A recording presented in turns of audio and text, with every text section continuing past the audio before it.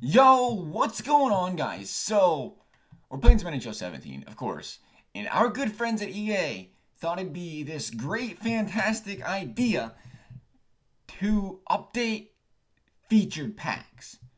And how they're gonna work now is no. They're not taking the packs like an ultimate pack and guaranteeing you an 88, 89 plus or something. Something nice. Instead, they're guaranteeing you a gold or carbon collectible, which is actually great if you're not trying to work the market. And now we're doing some damage control because I have told a couple people buy carbon collectibles because that's a way to make coins when the sets come out. Well, all of a sudden, these golden carbon collectibles are a permanent feature add to ultimate packs. From now on, there's gonna be a gold or carbon collectible prospect in featured packs every time. It says Series 2 players and special items only in these updated packs. Again, a big hit on gold items, but that could be a benefit. Let's go over both of these real quick, how it's going to affect the market, how it could affect you, and hopefully you don't get completely wrecked by it. So we're going to scroll on over here to the good old carbon collectibles, see what they're going for. I got lucky enough and sold some of mine last night. I sold 3 or 4 of them. I don't know what they're going for. They're at 65K right now. Still at 65K solid, it looks like. Really, I'll probably sell a couple more. I don't know. Probably a very good idea, because here's the thing. Yeah, they're going for 65K, 69K right now. But that's because, contrary to what they want you to think in that auction house, there ain't a lot of people buying packs right now. The game's really, dying. It's in that state where people are like, is it almost Team of the Year? They ain't buying stuff. They're kind of waiting kind of deal because it's March 2nd. Team of the Year, whole other discussion about a tweet they sent out yesterday. Wait a little bit more for more information before we go on about that. But they're all around 65, 70K right now, which is still a great value for them. But the fact that they're in packs right now is forever is really concerning, because here's the thing. Yes, they say they come out Team of the Year sets, and it probably could happen because they're over here asking for people to vote for the best goalie. Now, that could end up being a Team of the Year set. Say they do that.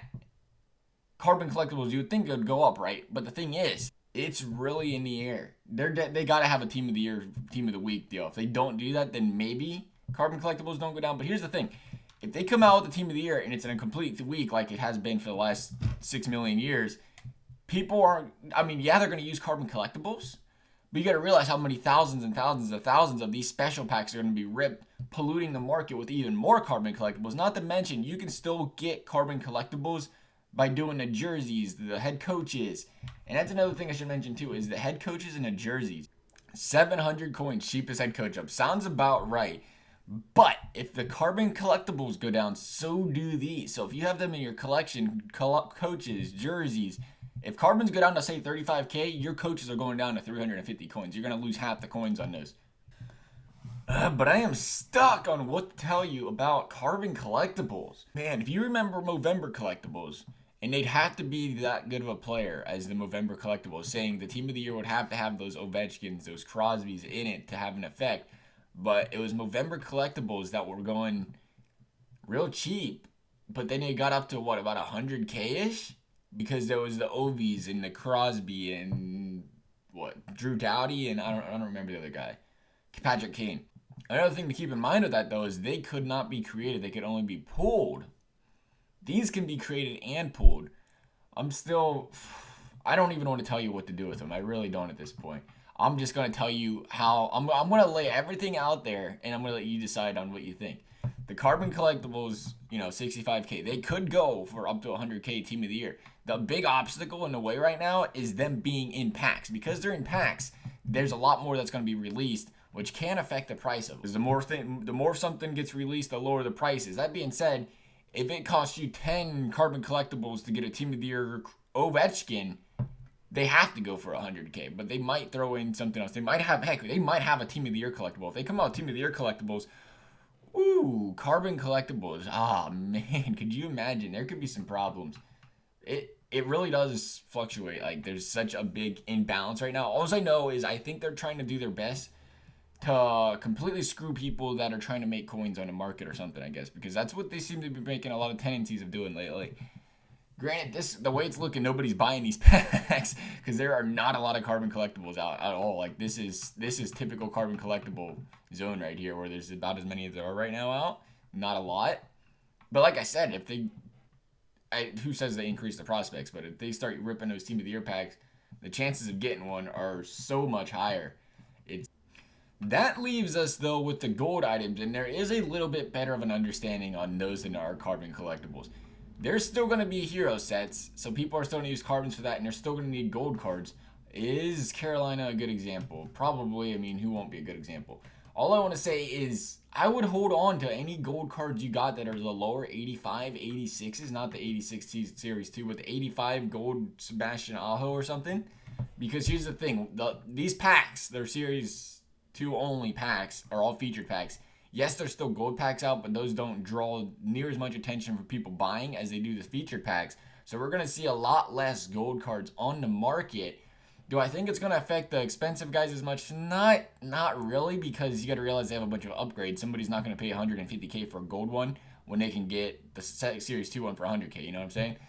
But the thing with these gold cards is they don't have a choice. Even though the people aren't buying, let's see here, people aren't buying Victor Stahlberg to use, let's be honest here. Unless you're just starting off in Hut and working on your team, that's a little bit different.